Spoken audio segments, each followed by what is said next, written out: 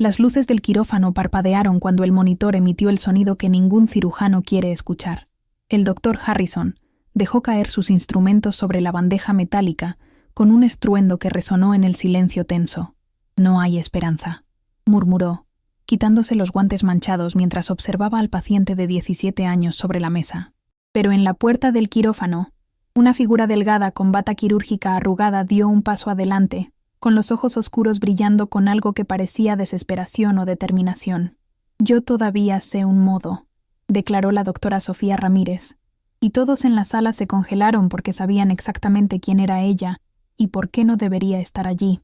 El doctor Harrison se volvió lentamente, y por un momento pareció que iba a ordenarle que saliera, pero entonces miró nuevamente al chico sobre la mesa, cuyo corazón apenas latía, y algo en su expresión cambió. Esta historia podría cambiar todo lo que crees saber sobre segundas oportunidades. Si estás escuchando desde Estados Unidos, México o cualquier parte del mundo, déjame saber en los comentarios de dónde nos sigues. Ahora, déjame contarte cómo llegué a ese momento, parada en la puerta de un quirófano donde no tenía permitido estar, apostando todo en una técnica que me había costado mi carrera. 3 meses antes, yo era la doctora más prometedora del Centro Médico Mercy de Houston, 28 años, descendiente de mexicanos, y la residente más joven en ser considerada para jefe de trauma. Pero eso fue antes de que intentara salvar a un paciente usando un procedimiento experimental sin autorización, antes de que el paciente muriera, antes de que me suspendieran y me convirtiera en la médica que nadie quería cerca de sus quirófanos. Ahora pasaba mis días archivando expedientes en el sótano del hospital, evitando las miradas de lástima de mis antiguos colegas. Mi supervisor, el doctor Marcus Chen, era el único que todavía me hablaba. «Dale tiempo, Sofía», me decía cada vez que me encontraba llorando en el archivo. «La Junta revisará tu caso eventualmente». Pero el tiempo era exactamente lo que no tenía. Mi visa de trabajo dependía de mi posición como residente activa.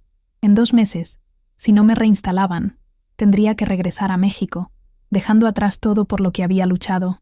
Mi familia había vendido su casa en Guadalajara para pagar mi educación médica. No podía fallarles.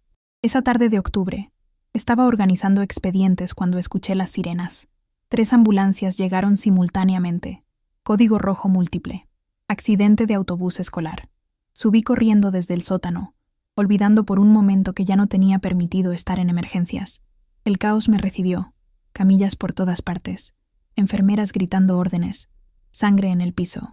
Vi al doctor Harrison corriendo hacia el quirófano con un adolescente inconsciente. «Trauma abdominal severo. Presión cayendo», gritaba a su equipo. Algo en la forma en que el chico colgaba de la camilla me hizo detenerme. Conocía esa posición.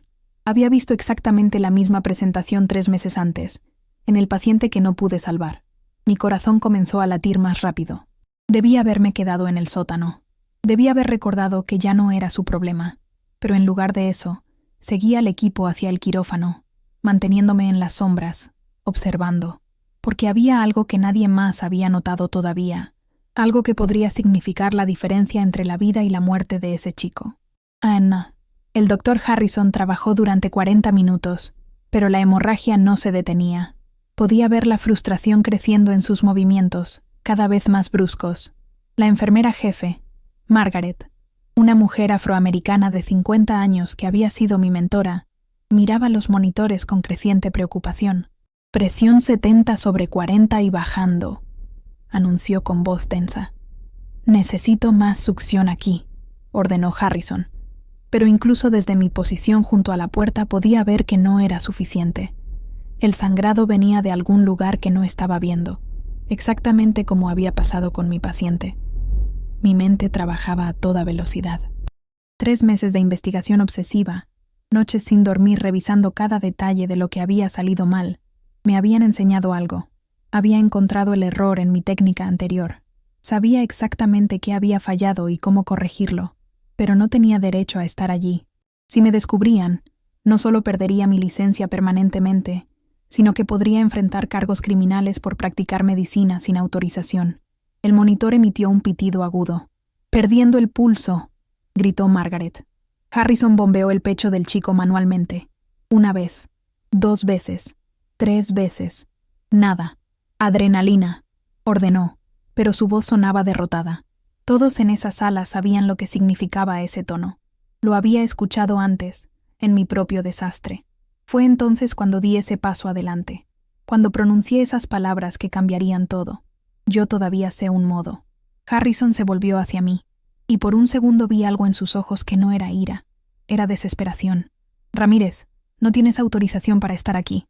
Lo sé. Mi voz era más firme de lo que me sentía. Pero ese chico tiene una laceración en la arteria mesentérica superior, oculta detrás del páncreas. Por eso no puedes encontrar el sangrado. Y si no la reparas en los próximos 3 minutos, va a morir. El silencio en el quirófano era absoluto. Margaret me miraba con los ojos muy abiertos. Los otros 2 residentes, David y Priya, se habían congelado en sus posiciones. Harrison apretó la mandíbula. ¿Cómo puedes saber eso? Porque es exactamente lo que le pasó a mi paciente hace 3 meses. Las palabras salieron como una confesión. Y ahora sé por qué no pude salvarlo entonces. El monitor plano emitía su tono continuo y mortal. Harrison me miró fijamente, y pude ver el cálculo en sus ojos. Estaba pesando las opciones. Seguir el protocolo y dejar morir al chico, o confiar en la médica suspendida que había matado a su último paciente con una técnica experimental. «Tienes 30 segundos para convencerme», dijo finalmente. Hablé rápido, mis palabras atropellándose. La arteria mesentérica superior se ramifica detrás del páncreas en el 20% de los pacientes.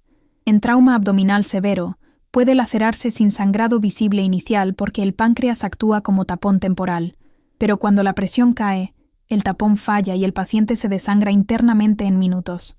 Eso es teoría, interrumpió Harrison. ¿Cómo lo reparo? Necesitas rotar el páncreas 30 grados hacia la izquierda, usando la maniobra de Cattle-Brush modificada. Entonces verás la arteria, pero tienes que hacerlo con extremo cuidado, porque si rompes el páncreas, causarás pancreatitis necrotizante, y el chico morirá de todas formas. Margaret dio un paso adelante. Doctor Harrison, ella tiene razón sobre la anatomía. He visto esa variación antes, hace años. Harrison cerró los ojos por un segundo. Cuando los abrió, había tomado una decisión. Ramírez, ponte guantes. Pero si esto sale mal, ambos perderemos nuestras licencias. Mis manos temblaban mientras me ponía los guantes estériles. Margaret me ayudó con la bata, y por un momento nuestras miradas se encontraron. «No me decepciones, niña», susurró. Me acerqué a la mesa. El chico era tan joven, con pecas en su nariz y cabello rubio pegado a su frente por el sudor. Alguien lo amaba. Alguien estaba esperando afuera, rezando por un milagro. «Muéstrame», ordenó Harrison, haciéndose a un lado pero manteniendo sus manos listas para intervenir. Coloqué mis dedos sobre el páncreas hinchado del chico, sintiendo la textura resbaladiza del tejido traumatizado. «Necesito retracción aquí y aquí», indiqué a David y Priya. Ellos obedecieron, aunque pude ver la duda en sus rostros. Lentamente, con una precisión que había practicado 1000 veces en mi mente durante los últimos 3 meses, comencé a rotar el páncreas. 1 milímetro, 2, 3. «Cuidado», murmuró Harrison. «Demasiado rápido y lo desgarras». Sudor corría por mi espalda. Mis dedos se movían con memoria muscular, sintiendo cada fibra de tejido. Y entonces, ahí estaba, un destello de rojo brillante, sangre arterial bombeando desde una laceración de 2 centímetros en la arteria mesentérica superior, exactamente donde había predicho. «Ahí», respiré. «¿La ves?» Harrison se inclinó, y escuché su inhalación aguda. Dios mío, tenías razón, pero entonces algo salió terriblemente mal. La arteria se desgarró más bajo mi toque, y un chorro de sangre arterial llenó la cavidad abdominal. «¡Succión!», grité, pero ya era demasiado tarde. La presión del chico cayó en picada. «Perdimos el pulso completamente», anunció Margaret, su voz subiendo una octava. Harrison me empujó a un lado, sus manos moviéndose rápido para controlar el sangrado. «Necesito pinzas vasculares ahora», pero yo sabía que las pinzas no serían suficientes. El desgarro era demasiado grande, demasiado cerca de la bifurcación. Si intentaba pinzarlo convencionalmente, cortaría el flujo sanguíneo a todo el intestino delgado. El chico sobreviviría solo para morir de necrosis intestinal días después. «Espera», dije, mi mente trabajando frenéticamente. «Hay otra forma. No hay tiempo para experimentos, Ramírez». Harrison estaba bombeando el corazón del chico manualmente otra vez. su frente brillando de sudor. No es un experimento. Mi voz cortó el caos. Es una técnica de bypass temporal que aprendí de un cirujano vascular en Guadalajara. Podemos crear un shunt usando la vena safena del mismo paciente. Mantener el flujo mientras reparas la arteria. Harrison me miró como si estuviera loca. Eso requeriría 2 equipos quirúrgicos trabajando simultáneamente. No tenemos personal. Sí lo tenemos. Miré a Margaret. Tú puedes extraer la vena safena. Lo has hecho cientos de veces. Margaret vaciló, mirando a Harrison. Es técnicamente posible, doctor. Y yo puedo preparar el shunt mientras tú reparas la arteria. Continué, hablando rápido. Pero necesitamos decidir ahora. En 2 minutos, el daño cerebral será irreversible. El monitor mostraba una línea casi plana. El chico estaba muriendo frente a nosotros. Harrison tomó una decisión. Hazlo. Margaret, extrae la vena. Ramírez, prepara el shunt. Prilla, David, mantengan la succión y la retracción. Nos vamos a mover rápido y coordinados, como una maldita orquesta. ¿Entendido? Todos asintieron. Los siguientes 90 segundos fueron los más intensos de mi vida. Mis manos se movieron con una precisión que no sabía que poseía, preparando el shunt, mientras Margaret extraía expertamente un segmento de vena safena del muslo del chico. Harrison mantenía presión directa sobre la arteria desgarrada, sus nudillos blancos por la fuerza. «Vena lista», anunció Margaret, pasándome el segmento brillante de tejido. Lo conecté rápidamente al shunt, mis dedos volando sobre las suturas microscópicas. «Shunt listo. Harrison, necesito que sueltes la presión en 3, 2, 1. Él soltó, y por un horrible segundo la sangre brotó libremente. Entonces, inserté el shunt, y el flujo se estabilizó, desviándose alrededor del desgarro. «Presión subiendo», dijo Margaret, casi sin aliento. 80/50. 90/60. El monitor emitió un pitido, un latido, otro. El corazón del chico había vuelto, pero no habíamos terminado. Ahora venía la parte más difícil, reparar la arteria mientras el shunt mantenía al chico vivo.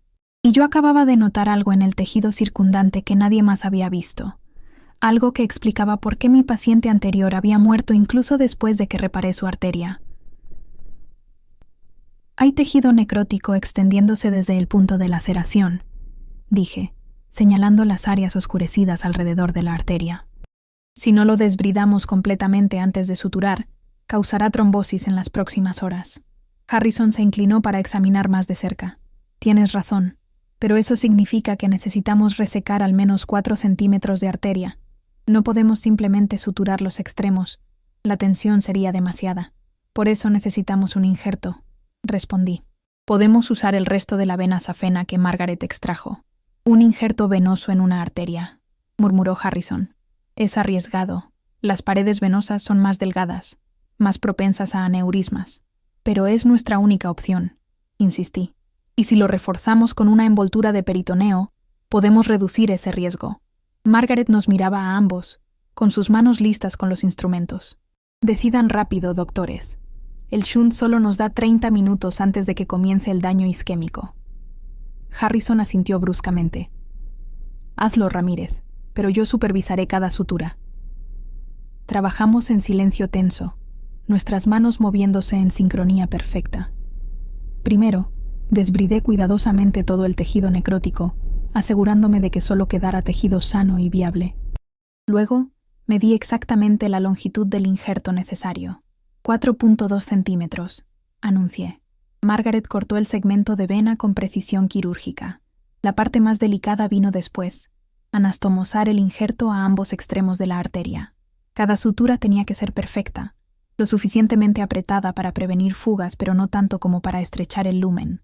Mis dedos se movían con memoria muscular, años de entrenamiento fluyendo a través de cada movimiento. Primera anastomosis completa, dije después de lo que pareció una eternidad, pero fueron solo 8 minutos. Verificando permeabilidad.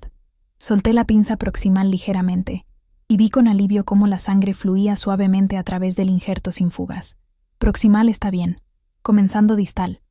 Pero mientras trabajaba en la segunda anastomosis, noté que las manos de Harrison temblaban ligeramente.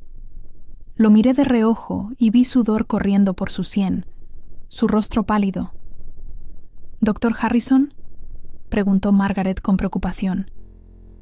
«Estoy bien». dijo bruscamente, pero su voz sonaba tensa. Solo termina, Ramírez. Completé la anastomosis distal en tiempo récord, mis dedos volando sobre las suturas.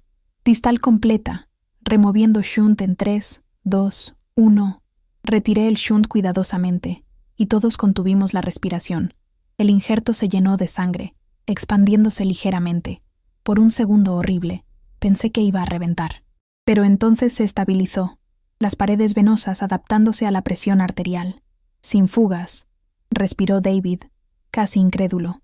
Flujo distal confirmado, añadió Priya, verificando el pulso en la arteria mesentérica inferior. El intestino está perfundido. Margaret verificó los monitores. Presión 110/70. Frecuencia cardíaca 85. Saturación de oxígeno 98%. Levantó la vista, y había lágrimas en sus ojos.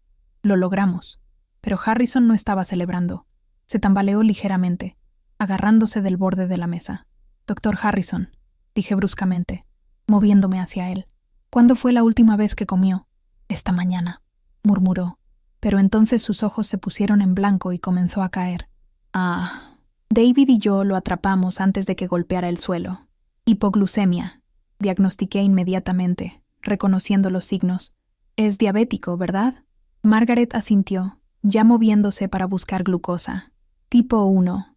Normalmente es muy cuidadoso, pero con la emergencia múltiple, se olvidó de monitorear sus niveles». Terminé. «Priya, termina de cerrar al paciente.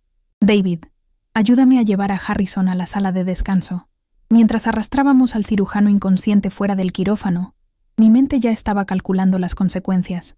Harrison era el único cirujano senior que había autorizado mi participación en la cirugía. Sin él consciente para respaldar mi historia, yo era simplemente una médica suspendida que había entrado ilegalmente a un quirófano. En la sala de descanso, le administré glucosa intravenosa, mientras David monitoreaba sus signos vitales. Después de 2 minutos angustiosos, Harrison comenzó a recuperar la conciencia. «¿Qué?», murmuró desorientado. «Tuvo un episodio hipoglucémico», expliqué. «Su nivel de glucosa estaba en 42. Le di 20 mililitros de dextrosa al 50%. Harrison parpadeó, la claridad regresando gradualmente a sus ojos. «El paciente está estable. Priya está cerrando ahora».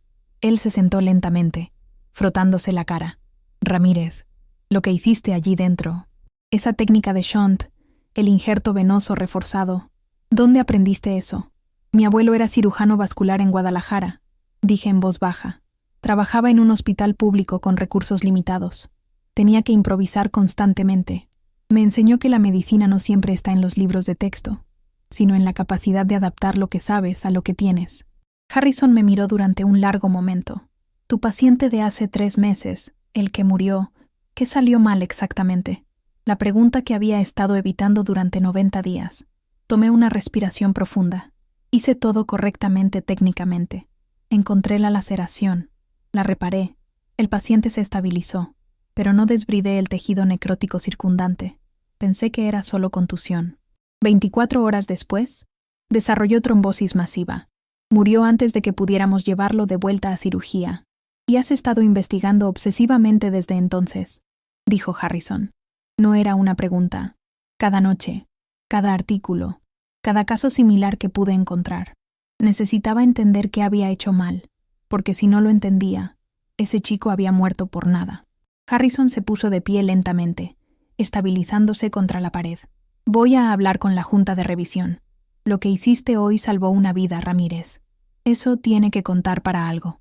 Pero antes de que pudiera responder, la puerta se abrió bruscamente. Era el doctor Richard Thornton, el director médico del hospital, y su expresión era de furia absoluta. «Doctora Ramírez», dijo con voz helada, «está bajo arresto hospitalario. Seguridad está en camino». «Richard, espera», comenzó Harrison, pero Thornton lo cortó con un gesto brusco. «Tú también estás en problemas, Harrison. ¿Permitir que una médica suspendida opere? ¿En qué estabas pensando?» Thornton era un hombre alto y delgado, con cabello gris perfectamente peinado y un traje que probablemente costaba más que mi salario mensual. «Tengo a los padres del paciente amenazando con demandarnos. La junta directiva llamándome cada 5 minutos. Y ahora descubro que teníamos a una médica no autorizada con las manos dentro de un menor.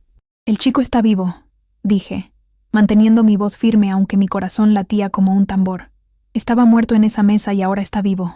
Eso es irrelevante, espetó Thornton. Violaste los términos de tu suspensión.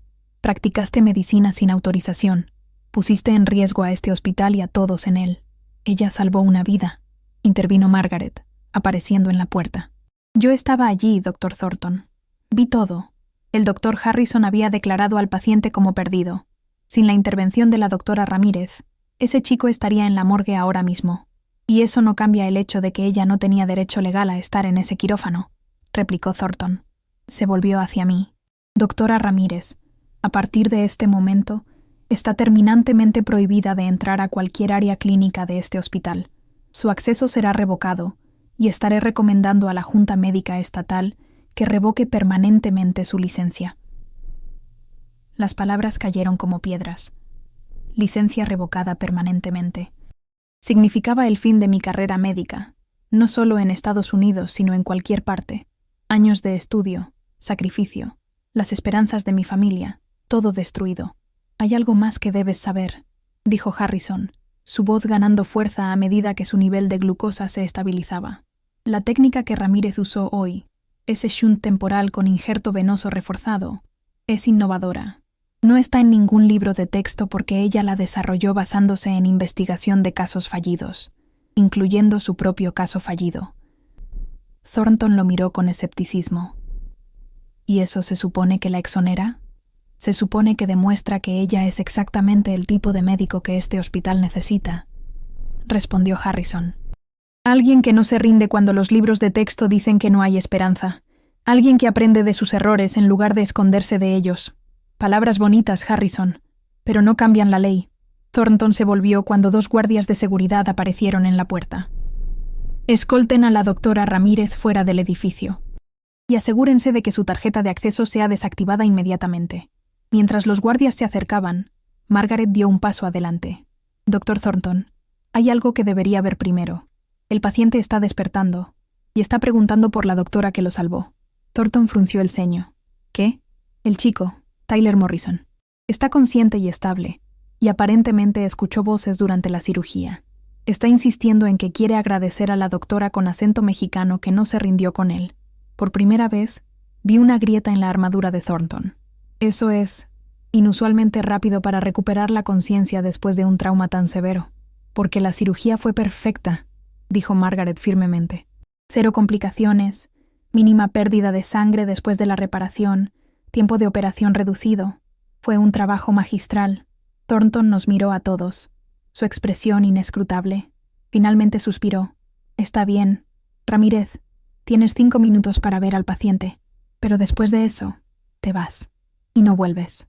Mientras caminaba hacia la sala de recuperación escoltada por los guardias, no podía sacudir la sensación de que algo más estaba sucediendo, algo que no entendía completamente. ¿Por qué Thornton había cedido tan fácilmente? ¿Y por qué Margaret parecía tan insistente en que yo viera a Tyler? La respuesta estaba esperándome en la sala de recuperación, y cambiaría todo nuevamente. «Ponte, shh». Tyler Morrison estaba pálido pero despierto, con tubos de oxígeno en su nariz y monitores parpadeando a su alrededor. Pero lo que me detuvo en seco no fue su condición, sino la mujer sentada junto a su cama, sosteniendo su mano. Era la doctora Elena Vázquez, la cirujana cardiovascular más renombrada de Houston, y la mujer cuya recomendación había sido crucial para que yo obtuviera mi residencia en Mercy.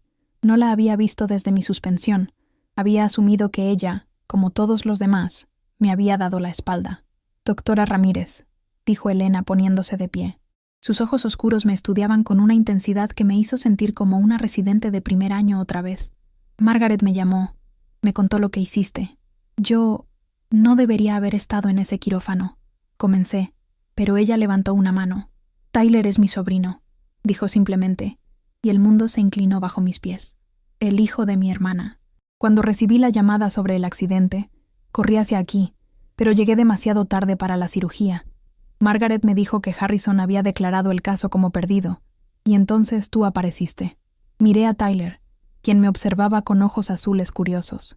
«¿Usted es la doctora que me salvó?», preguntó con voz débil. No sabía qué decir. Técnicamente, había violado cada regla para hacerlo. Solo hice lo que cualquier médico habría hecho.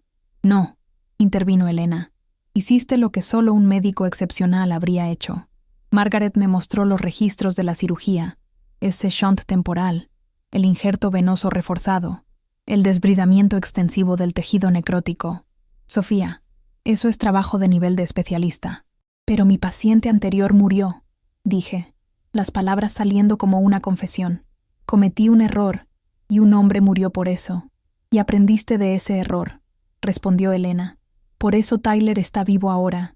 La medicina no se trata de nunca cometer errores, Sofía. Se trata de qué haces después de cometerlos.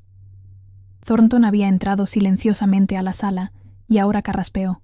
Doctora Vázquez, con todo respeto, esto no cambia el hecho de que la doctora Ramírez violó los términos de su suspensión. Oh, creo que sí cambia las cosas, Richard, dijo Elena, y había acero en su voz. Verás, soy la mayor donante privada de este hospital. Mi fundación ha contribuido con más de $20 millones en los últimos 5 años. Y estoy muy interesada en asegurarme de que el hospital que salvó la vida de mi sobrino trate adecuadamente a sus médicos más talentosos. El silencio en la sala era absoluto. Thornton se había puesto rígido, su rostro cuidadosamente neutral. Doctora Vázquez, entiendo su gratitud, pero no es gratitud, Richard. Es reconocimiento de talento excepcional. Elena se volvió hacia mí. Sofía, ¿estarías interesada en una beca de investigación en cirugía vascular innovadora? Mi fundación está estableciendo un nuevo programa y necesitamos médicos que piensen fuera de los protocolos estándar. Mi mente se quedó en blanco. ¿Una beca? Salario completo, patrocinio de visa y, lo más importante, la oportunidad de desarrollar y publicar las técnicas que usaste hoy. Trabajarías directamente conmigo y con el Dr. Harrison como coinvestigador. Elena miró a Thornton. Por supuesto, necesitaríamos que el hospital levantara la suspensión de la doctora Ramírez y restaurara su licencia de práctica. ¿Será eso un problema, Richard? Thornton parecía un hombre atrapado entre una roca y un lugar difícil. Tendría que consultar con la Junta. Hazlo, dijo Elena amablemente. Mientras tanto, sugiero que comiences a preparar el papeleo para la reinstalación de la doctora Ramírez. Estaré muy decepcionada si hay demoras innecesarias. Mientras Thornton salía de la sala con expresión tensa, Tyler me sonrió débilmente. ¿Entonces vas a quedarte? Porque mi mamá va a querer conocer a la doctora que me salvó, y ella hace los mejores tamales de Houston. Por primera vez en 3 meses, sentí algo que había olvidado. Esperanza. Pero también sabía que esto estaba lejos de terminar. Había preguntas que necesitaban respuestas, y secretos que todavía no había descubierto sobre por qué mi primer paciente realmente había muerto. Men. Esa noche, sola en mi pequeño apartamento, no podía dormir. La adrenalina de la cirugía todavía corría por mis venas, mezclada con la incredulidad de lo que había sucedido después. Una beca, una segunda oportunidad, la posibilidad de que mi carrera no estuviera terminada después de todo. Pero algo me molestaba, una sensación persistente de que había algo que no estaba viendo. Me levanté y saqué el expediente que había estado guardando en secreto durante 3 meses. El caso de mi paciente fallecido, Marcus Thompson. Marcus había sido un hombre de 32 años, víctima de un accidente automovilístico, trauma abdominal severo, exactamente como Tyler. Había encontrado la laceración arterial, la había reparado, él se había estabilizado. Y entonces, 24 horas después, trombosis masiva. Muerto antes de que pudiéramos hacer nada. Había asumido que era mi error, que no había desbridado suficiente tejido necrótico. Pero ahora, mirando los registros con ojos frescos después del éxito de hoy, algo no cuadraba.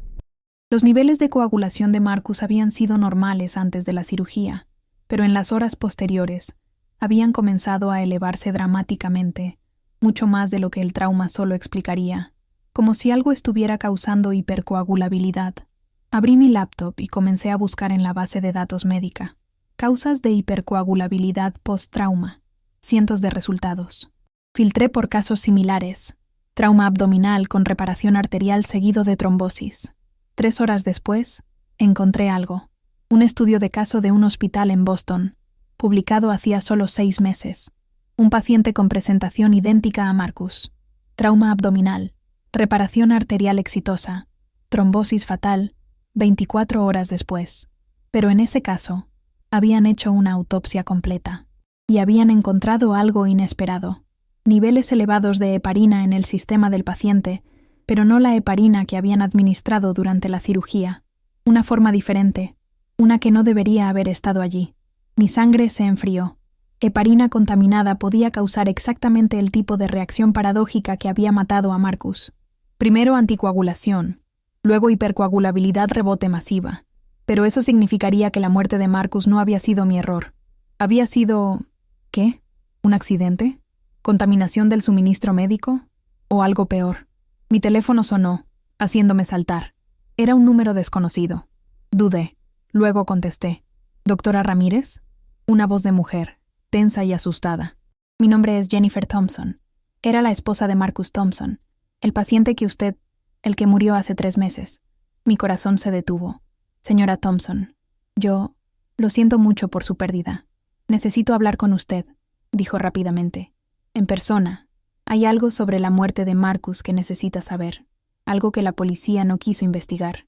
Pero después de lo que pasó hoy con ese chico en el hospital, después de escuchar que usted usó una técnica similar a la que usó con Marcus, creo que usted es la única que me creerá.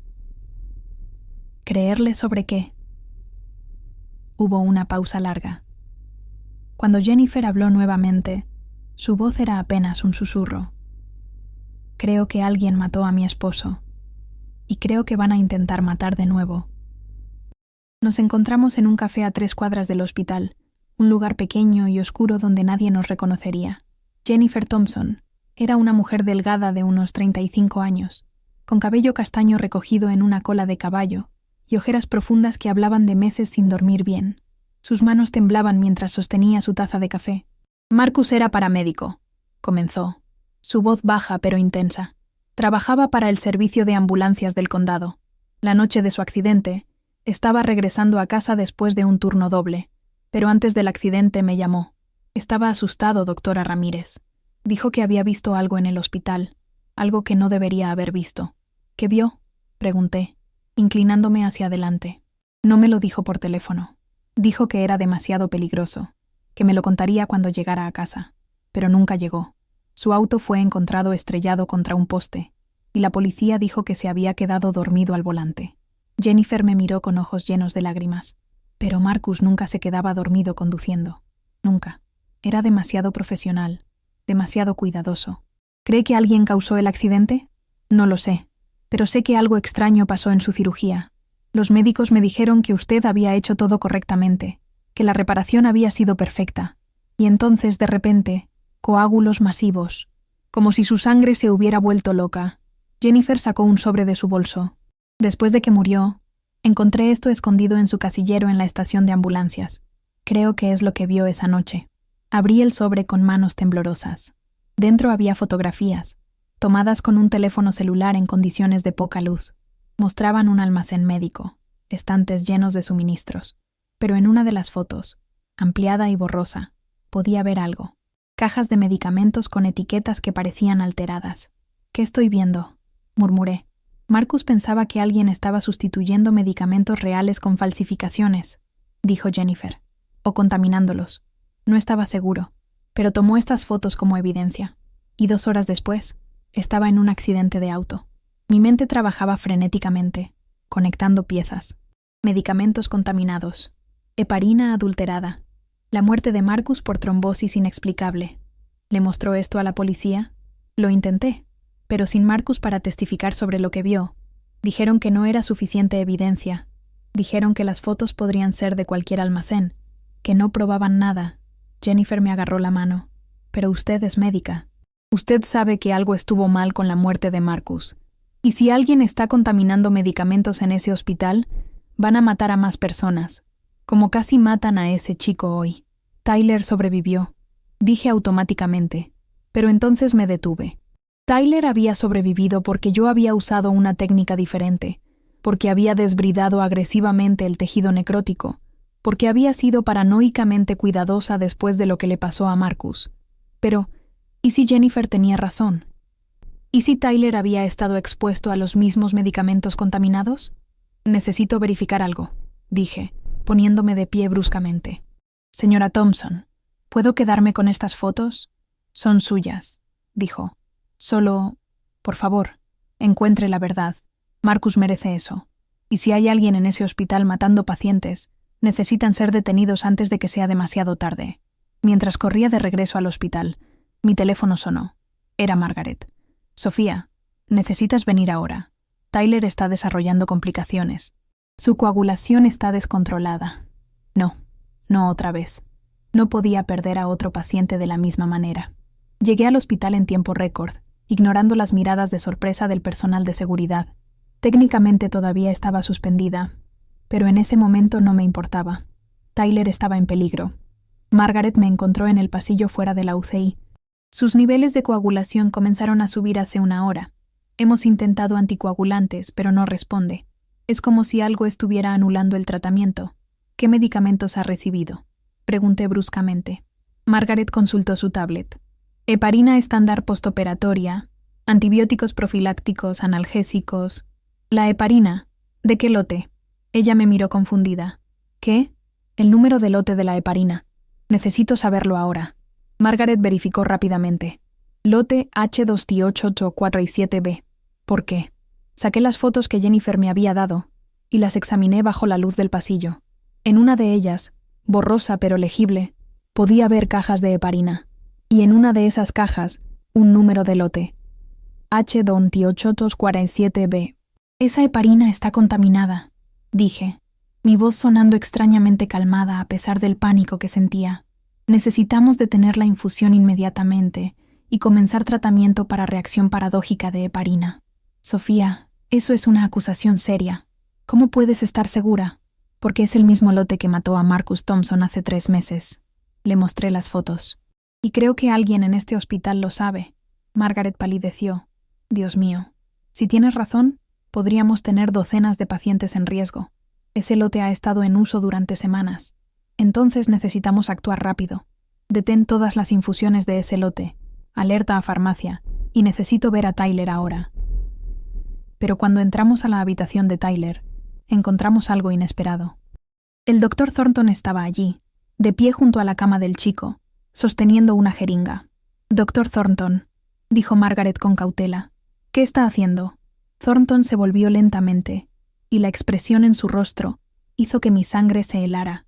No era la expresión de un médico preocupado, era la expresión de un hombre atrapado. «Doctora Ramírez», dijo con voz tensa, «no deberías estar aquí. Aléjese de mi paciente», dije, mi voz más firme de lo que me sentía, «y suelte esa jeringa». Por un momento, pensé que iba a obedecer. Entonces vi sus nudillos ponerse blancos alrededor de la jeringa, y supe que estábamos en peligro. «No puedo dejar que arruines esto», dijo Thornton en voz baja. «He trabajado demasiado duro, durante demasiado tiempo». «¿Arruinar qué?», pregunté, aunque parte de mí ya sabía la respuesta. ¿Su esquema de medicamentos falsificados? ¿Cuántos pacientes han muerto por su codicia, Thornton? «No entiendes nada», espetó. «Este hospital estaba quebrado. Íbamos a cerrar, a despedir a cientos de empleados. Necesitábamos una forma de reducir costos, de mantenernos operativos. Los medicamentos genéricos de bajo costo eran la única solución».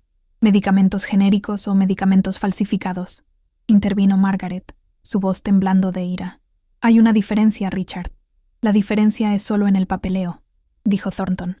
«Los medicamentos funcionan en el 95% de los casos. Solo ocasionalmente hay complicaciones». «¿Complicaciones?», repetí, incrédula. ¿Llamas complicaciones a matar pacientes? Marcus Thompson murió por tu heparina contaminada, y ahora Tyler está desarrollando la misma reacción. Tyler no debería haber sobrevivido la cirugía inicial», dijo Thornton, y había algo frío en su voz que me hizo retroceder. Harrison lo había declarado perdido. Debería haber muerto en esa mesa, y nadie habría cuestionado nada. Pero tú tuviste que intervenir, tuviste que ser la heroína. ¿Así que ahora qué? ¿Vas a matarlo para cubrir tus huellas?, preguntó Margaret. ¿Y a nosotras también? Thornton miró la jeringa en su mano, luego a nosotras. Pude ver el cálculo en sus ojos, pesando sus opciones. Y entonces hizo algo que no esperaba. Presionó el botón de emergencia en la pared. «Seguridad», dijo cuando el intercomunicador crepitó. «Tengo 2 intrusas en la UCI que están amenazando a un paciente». Necesito escolta inmediata. Margaret y yo nos miramos con horror. Thornton nos estaba incriminando, convirtiendo la situación para hacernos parecer las villanas. Pero había olvidado una cosa. Las cámaras de seguridad en cada habitación de la UCI, grabando cada palabra que acababa de decir. «Doctor Thornton», dijo una voz desde la puerta. Era Elena Vázquez, y no estaba sola. Junto a ella estaban 2 detectives de la policía de Houston. Creo que debería soltar esa jeringa y venir con nosotros. El rostro de Thornton pasó del shock a la comprensión a la desesperación en segundos. «Elena, esto es un malentendido». «No lo es», dijo Elena firmemente. Sostenía una tablet, mostrando la transmisión en vivo de la cámara de seguridad de la habitación. «Acabamos de escuchar tu confesión completa.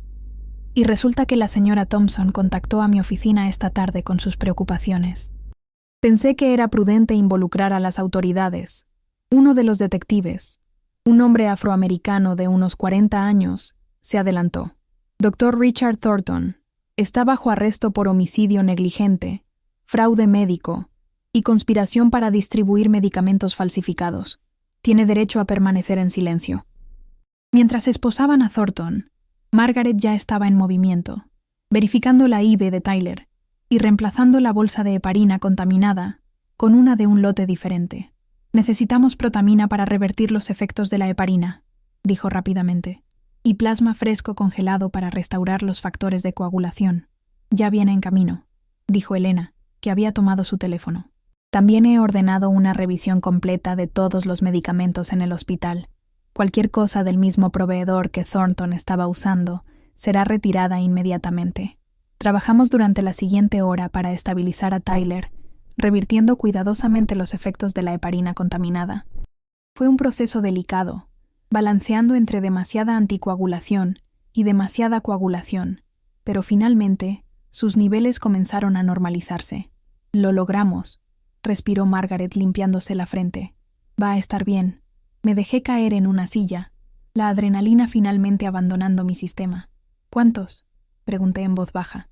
«¿Cuántos pacientes murieron por los medicamentos de Thornton?». Elena consultó su tablet, su expresión sombría. «Los detectives están revisando los registros ahora. Preliminarmente, están viendo al menos 15 muertes sospechosas en los últimos 6 meses, todas con presentaciones similares a la de Marcus Thompson. Trombosis inexplicable postoperatoria, fallo de anticoagulantes, complicaciones que no deberían haber ocurrido. 15 personas, 15 familias destruidas. Y yo había sido culpada por al menos una de esas muertes. Había cargado con esa culpa durante 3 meses, había casi perdido mi carrera por un error que nunca cometí». «Sofía», dijo Elena suavemente, sentándose junto a mí. «Nada de esto fue tu culpa. Thornton te convirtió en su chivo expiatorio. Usó tu caso para desviar la atención de su esquema, pero la verdad ha salido a la luz ahora. Marcus Thompson todavía está muerto», dije, las lágrimas finalmente cayendo. «Y yo no pude salvarlo». «No», acordó Elena, «pero salvaste a Tyler, y al exponer esto, salvaste a docenas, quizás cientos de futuros pacientes. Eso tiene que significar algo». Tenía razón, lo sabía, pero en ese momento, todo lo que podía sentir era el peso de los últimos 3 meses, el dolor y la duda y el miedo, finalmente liberándose. Margaret me puso una mano en el hombro. «Ven, niña, necesitas descansar. Ha sido un día largo». Pero antes de que pudiera responder, Tyler se movió en la cama, sus ojos abriéndose lentamente. «¿Doctora Ramírez?», murmuró con voz débil. Me acerqué a su lado. «Estoy aquí, Tyler. ¿Cómo te sientes?» «Como si me hubiera atropellado un autobús», dijo con una sonrisa débil. «Oh, espera, eso pasó». Entonces, su expresión se volvió seria. Escuché voces. Alguien estaba hablando sobre medicamentos malos. «¿Estoy en peligro?» «Ya no», le aseguré. «Estás a salvo ahora. Y vas a recuperarte completamente. ¿Gracias a usted?» «Gracias a mucha gente», dije. «Pero sí, hice mi parte». Tyler me tomó la mano con sorprendente fuerza para alguien que acababa de pasar por 2 crisis médicas. «Mi tía Elena dice que usted es la mejor médica que conoce. Dice que no se rinde, incluso cuando todos los demás lo hacen». Miré a Elena, quien me sonrió. Dije la verdad. «Cuando sea grande», continuó Tyler, «quiero ser médico como usted». alguien que salva vidas incluso cuando es difícil. Y en ese momento, rodeada por personas que habían creído en mí cuando yo había dejado de creer en mí misma, finalmente sentí que tal vez, solo tal vez, merecía esa segunda oportunidad después de todo. Los siguientes días fueron un torbellino. La historia explotó en las noticias. Director médico arrestado por esquema de medicamentos falsificados. Médica suspendida se convierte en heroína al exponer la conspiración. Los reporteros acamparon frente al hospital, todos queriendo una declaración. La junta médica del hospital convocó una reunión de emergencia. Me senté en una sala de conferencias frente a 7 miembros de la junta, incluyendo a Elena, quien había insistido en estar presente. El presidente de la junta, un hombre mayor llamado Dr. William Chen, revisaba un expediente grueso. Doctora Ramírez, comenzó, esta junta le debe una disculpa. Fuiste suspendida por un error que nunca cometiste, culpada por una muerte que fue resultado de actividad criminal, no de negligencia médica. Gracias, Dr. Chen, dije en voz baja. Más que eso, continuó, tu persistencia en investigar la muerte de Marcus Thompson, tu negativa a aceptar que simplemente habías cometido un error, llevó directamente a exponer un esquema que había matado a múltiples pacientes. Eso requiere un tipo especial de coraje y dedicación. Solo quería entender que había salido mal, dije. No podía aceptar que un paciente había muerto sin saber por qué. Esa es exactamente la actitud que queremos en nuestros médicos, dijo otra miembro de la junta, la doctora Patricia Morrison. Por lo tanto, esta junta vota unánimemente para 1. Levantar tu suspensión inmediatamente y restaurar todos tus privilegios clínicos. 2. Emitir una disculpa formal pública. Y 3. Ofrecerte una posición como jefa de residentes de cirugía de trauma, efectiva inmediatamente. Me quedé sin aliento. ¿Jefa de residentes? Pero yo solo tengo 28 años. Apenas terminé mi 3er año. Y ya has demostrado más liderazgo y habilidad clínica que médicos con el doble de tu experiencia, dijo Elena. Además, con la beca de investigación de mi fundación, estarás desarrollando técnicas que podrían revolucionar la cirugía de trauma. Necesitamos que estés en una posición donde puedas enseñar esas técnicas a la próxima generación. Hay una condición, añadió el Dr. Chen. Queremos que trabajes con un terapeuta.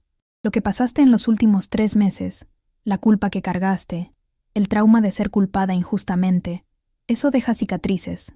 Necesitamos asegurarnos de que estés procesando todo de manera saludable. Pensé en las noches sin dormir, las pesadillas recurrentes de Marcus muriendo en mi mesa, la forma en que había comenzado a dudar de cada decisión que tomaba. Acepto la condición, dije. De hecho, creo que es una buena idea. Entonces está decidido, dijo el Dr. Chen, sonriendo. Bienvenida de vuelta, doctora Ramírez. Y esta vez, oficialmente. Mientras salía de la sala de conferencias, Margaret me estaba esperando en el pasillo con una sonrisa enorme. ¿Y bien, jefa de residentes?, dije, todavía sin poder creerlo completamente. Margaret me abrazó fuertemente. Te lo mereces, niña. Ahora ven, tenemos un paciente que quiere verte. Tyler había sido trasladado de la UCI a una habitación regular, una señal de que su recuperación iba bien.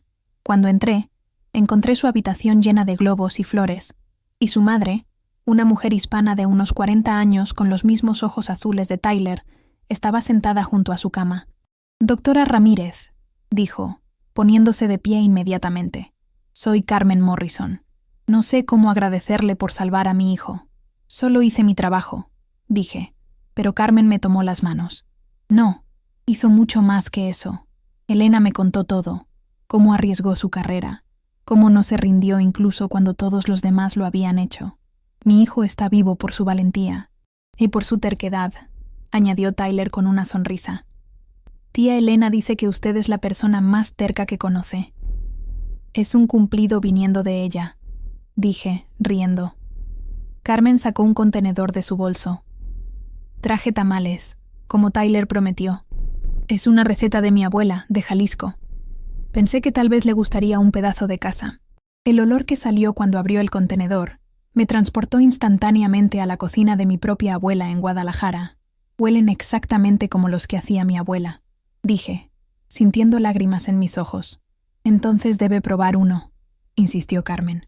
Y debe prometerme que vendrá a cenar cuando Tyler sea dado de alta. Quiero que conozca a toda la familia, para que sepan quién salvó a nuestro chico. Mientras comía el tamal, rodeada por esta familia que me había aceptado tan completamente, sentí algo que no había sentido en mucho tiempo. Pertenencia. No solo como médica, sino como persona, como parte de una comunidad que valoraba lo que había hecho. Pero todavía había una cosa que necesitaba hacer, una conversación que había estado posponiendo. Encontré a Jennifer Thompson en el mismo café donde nos habíamos reunido antes. Se veía diferente esta vez, menos tensa, aunque el dolor en sus ojos seguía siendo profundo. «Doctora Ramírez», dijo cuando me senté. «Vi las noticias. Arrestaron a Thornton. Gracias a usted», dije. «Si no hubiera venido a mí con esas fotos, si no hubiera confiado en mí con la evidencia de Marcus, Tyler podría haber muerto y Thornton habría seguido matando pacientes». Jennifer asintió lentamente. «Los detectives vinieron a verme. Dijeron que Marcus es oficialmente considerado una víctima de homicidio ahora, no un error médico. Dijeron que su caso ayudará a procesar a Thornton. Lo siento mucho por su pérdida», dije. «Marcus era un héroe. Vio algo malo y trató de exponerlo, incluso sabiendo que era peligroso. Era un buen hombre», dijo Jennifer, su voz quebrándose. «Y merecía mejor que morir por la codicia de alguien más». Limpió sus lágrimas. «Pero al menos ahora sé la verdad. Al menos su muerte no fue en vano. Los detectives mencionaron que están investigando el accidente de Marcus», dije con cuidado. «Creen que alguien pudo haber manipulado su auto». Jennifer asintió. «Encontraron evidencia de que los frenos fueron saboteados. Thornton tenía un cómplice, alguien en el departamento de mantenimiento del hospital que tenía acceso al estacionamiento de ambulancias». Su voz se endureció. «Espero que ambos se pudran en prisión». «Yo también», dije sinceramente. Nos sentamos en silencio por un momento. Luego Jennifer habló nuevamente. «Doctora Ramírez, hay algo que quiero que sepa. Cuando Marcus murió, estaba tan enojada con los médicos, con el hospital, con usted. Pensé que todos habían fallado, pero ahora entiendo que usted también era una víctima. Thornton la usó, la culpó, casi destruyó su carrera para cubrir sus crímenes. No necesita disculparse», comencé, pero ella levantó una mano. «Sí, necesito hacerlo, y necesito agradecerle, porque cuando podría haberse rendido, cuando todos le dijeron que aceptara la culpa y siguiera adelante, usted siguió buscando respuestas, y esa búsqueda salvó vidas». Jennifer me entregó un sobre. «Marcus tenía un seguro de vida. Es una cantidad considerable. Quiero donar parte de él a la fundación de la doctora Vázquez, específicamente para su programa de investigación, para que el trabajo de Marcus y su trabajo pueda continuar salvando vidas». Abrí el sobre y vi un cheque por $50,000. «Jennifer, esto es demasiado». «No lo es», dijo firmemente. «Es exactamente lo correcto. Marcus habría querido que su muerte significara algo. Ahora lo hace». Mientras salía del café, sosteniendo el cheque que representaba tanto dolor pero también tanta esperanza, mi teléfono sonó. Era el doctor Harrison. «Ramírez, necesito que vengas al hospital. Tenemos una situación». Mi corazón se hundió. «¿Tyler?» «No, Tyler está bien. Es otra cosa. Otro caso de trauma abdominal. Presentación similar. Y el cirujano de turno está perdido.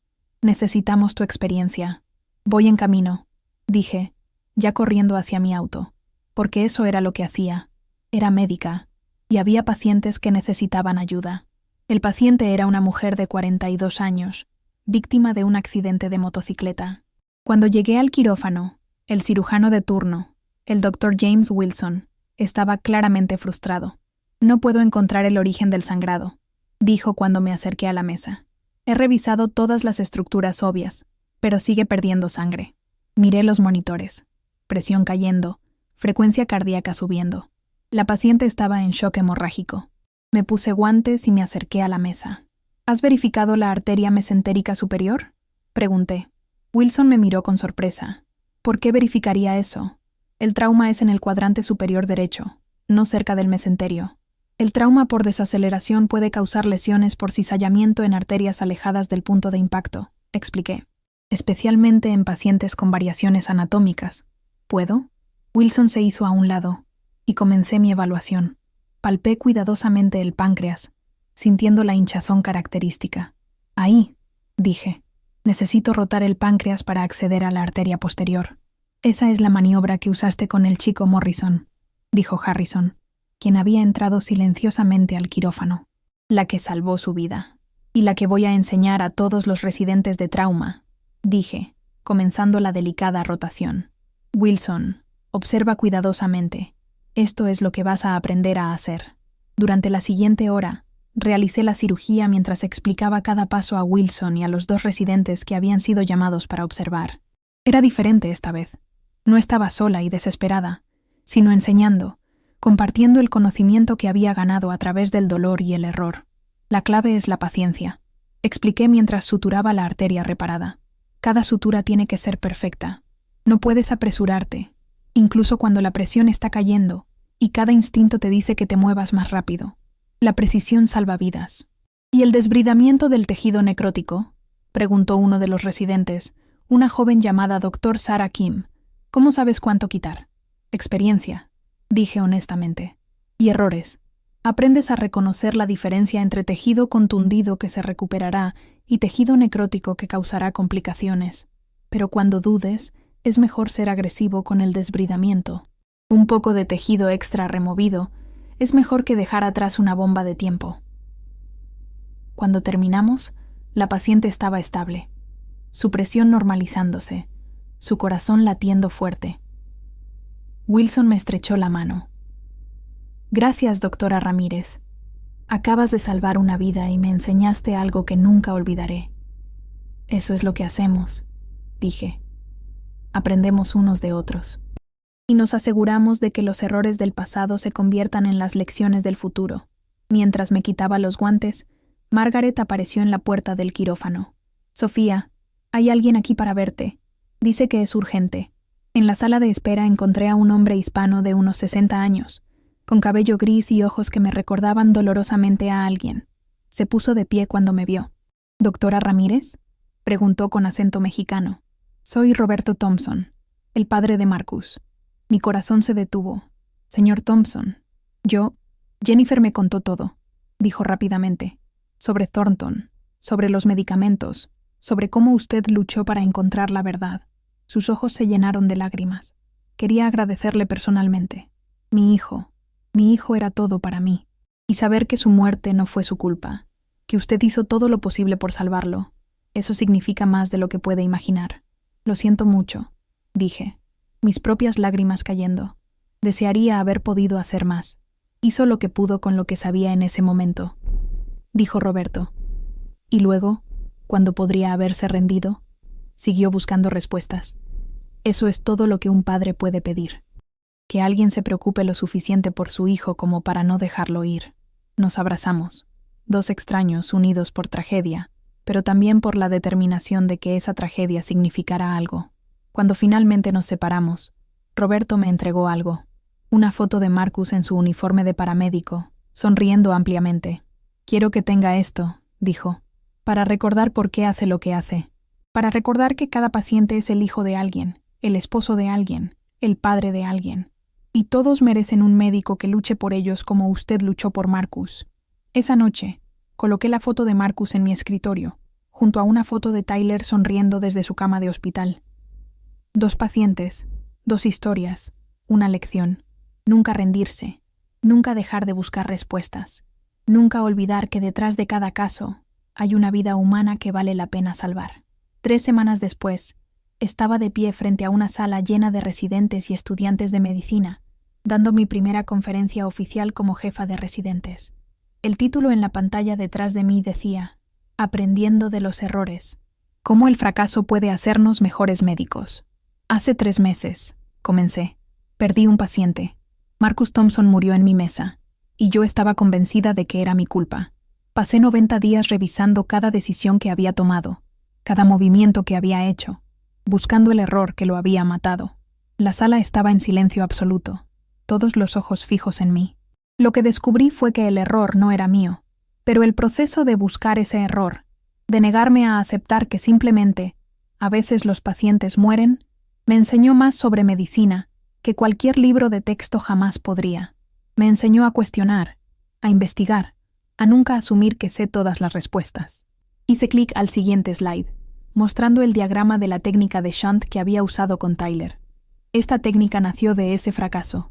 Nació de noches sin dormir preguntándome qué podría haber hecho diferente. Y ahora, Esta técnica ha salvado 3 vidas en las últimas 3 semanas. Pero, doctora Ramírez, preguntó un estudiante de medicina, levantando la mano, ¿cómo maneja la culpa? ¿Cómo sigue adelante después de perder un paciente?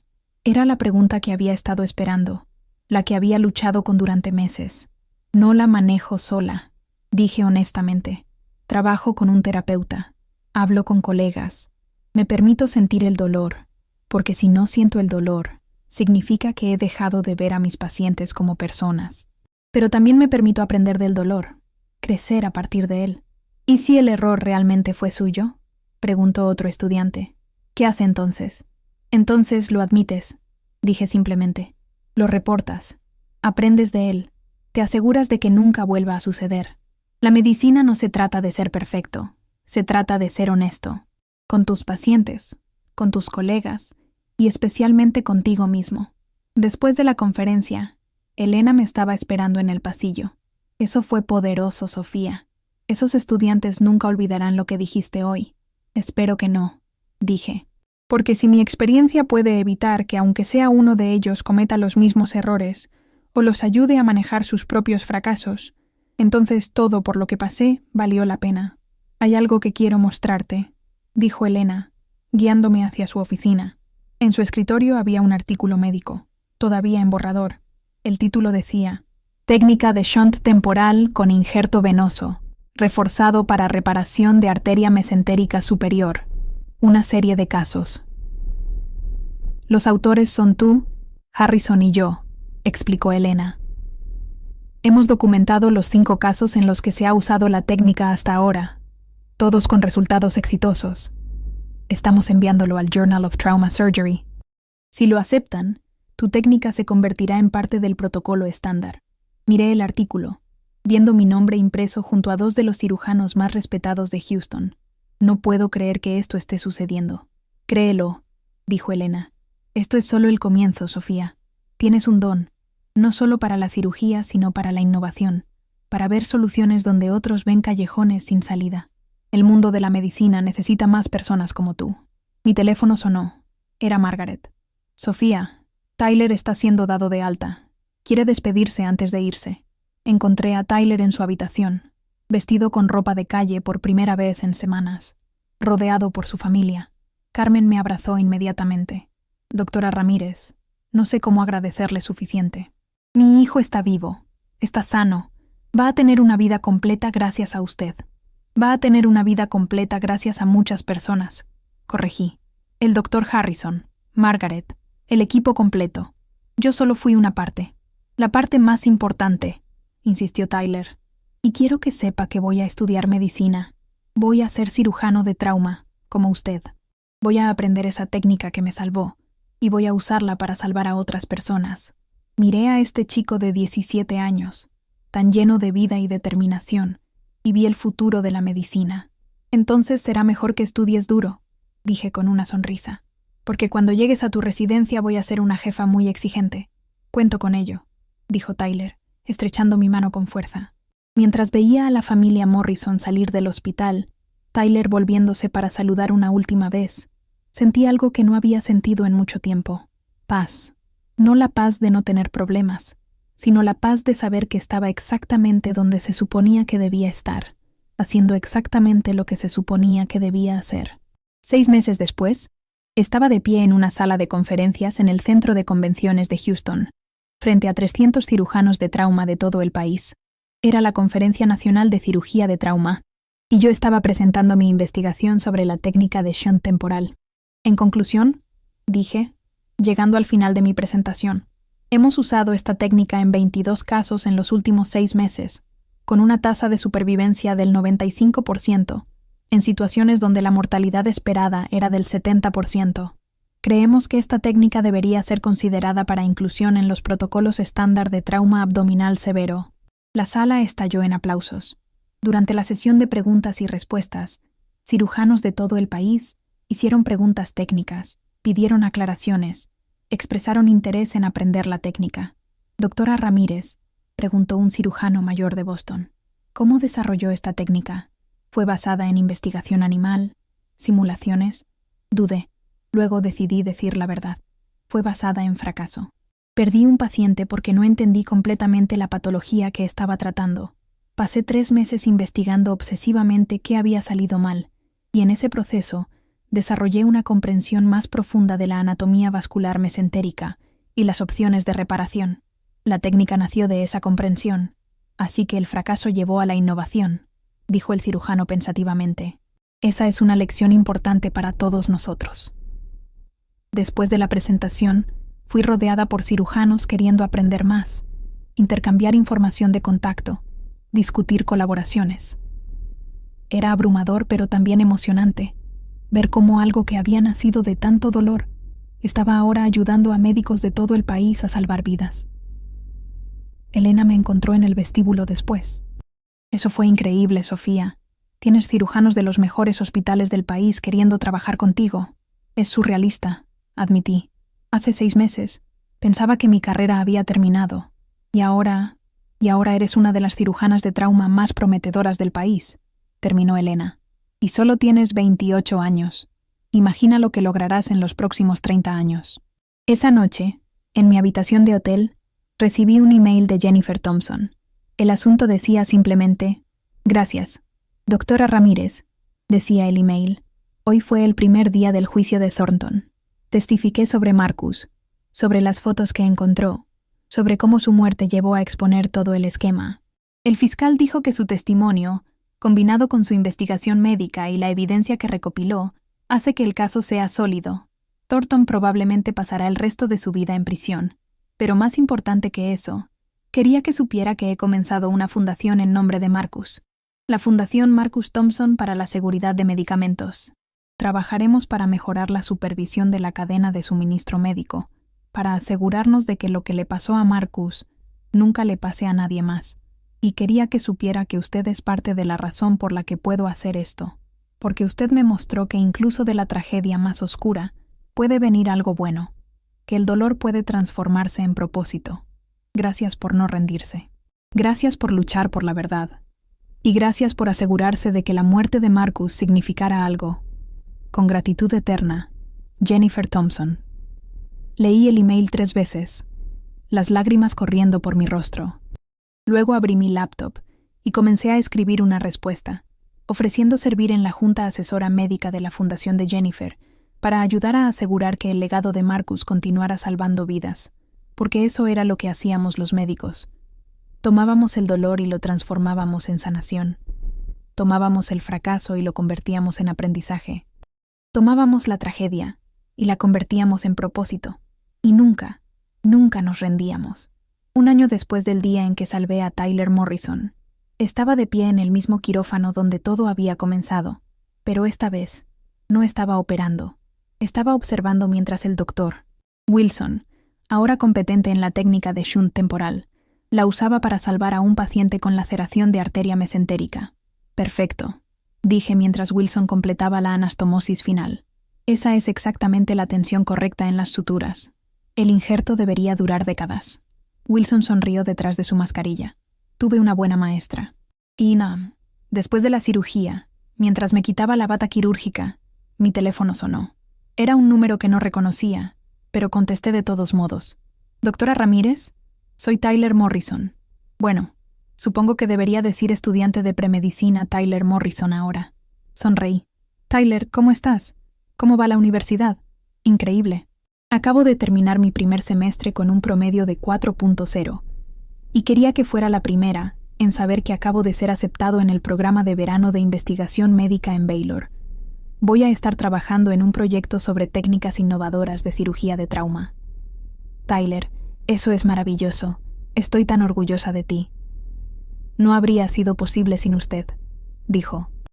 «Usted me salvó la vida, y luego me mostró qué tipo de médico quiero ser. Alguien que no se rinde, que busca soluciones incluso cuando parecen imposibles». «Vas a ser un médico increíble», dije sinceramente. «Y cuando estés listo para tu residencia, espero que consideres Mercy. Siempre necesitamos buenos cirujanos de trauma». «Ya está en la parte superior de mi lista», prometió Tyler. «Nos vemos pronto, doctora Ramírez. Y gracias por todo». Después de colgar, me quedé en el vestuario por un momento, reflexionando sobre el año que había pasado. Había comenzado con desesperación y fracaso, con la certeza de que mi carrera había terminado. Pero había terminado con renovación y propósito, con la comprensión de que a veces nuestros mayores fracasos pueden llevarnos a nuestros mayores éxitos. Margaret entró al vestuario. Ahí estás. Hay alguien en tu oficina esperándote. Dice que es importante. En mi oficina encontré a una mujer joven hispana de unos 25 años, vestida con scrubs de paramédico. Se puso de pie cuando entré. Doctora Ramírez, mi nombre es Ana García. Soy paramédica y necesito su ayuda. Por supuesto, dije, indicándole que se sentara. ¿Qué puedo hacer por ti? Ana dudó. Luego habló rápidamente. He visto algo en mi estación de ambulancias. Algo que no debería estar pasando. Medicamentos que desaparecen. Registros que no cuadran. Y cuando traté de reportarlo, me dijeron que me mantuviera callada o perdería mi trabajo. Mi sangre se enfrió. ¿Has documentado lo que has visto? Tomé fotos, dijo, sacando su teléfono. Igual que Marcus Thompson hizo. Leí sobre su caso, sobre cómo usted ayudó a exponer lo que le pasó. Y pensé que tal vez usted podría ayudarme también. Miré las fotos en su teléfono, viendo las mismas señales de advertencia que había visto en las fotos de Marcus, y supe que mi trabajo estaba lejos de terminar. Ana, dije, vamos a necesitar ayuda. Pero sí, voy a ayudarte. Porque si hay una cosa que he aprendido en el último año, es que cuando ves algo malo, no puedes quedarte callada. Tienes que luchar, incluso cuando es difícil, incluso cuando es aterrador, incluso cuando podría costar tu carrera, preguntó Ana en voz baja. Especialmente entonces, dije, porque algunas cosas son más importantes que nuestras carreras, como asegurarnos de que los pacientes estén seguros, como asegurarnos de que la verdad salga a la luz. Mientras comenzaba a hacer llamadas, contactando a Elena, a los detectives que habían trabajado en el caso de Thornton, a Jennifer y su fundación, sentí una sensación familiar de determinación. Había más trabajo por hacer, más batallas por pelear, más vidas por salvar. Y esta vez no estaba sola. Tenía un equipo, una red de personas que creían en hacer lo correcto sin importar el costo. Juntos, podíamos marcar la diferencia, porque eso era lo que significaba ser médico. No solo tratar enfermedades, sino luchar por la justicia. No solo salvar vidas individuales, sino cambiar sistemas que ponían vidas en peligro. Y nunca, nunca rendirse, incluso cuando todos los demás decían que no había esperanza, porque yo todavía sabía un modo. Trinity.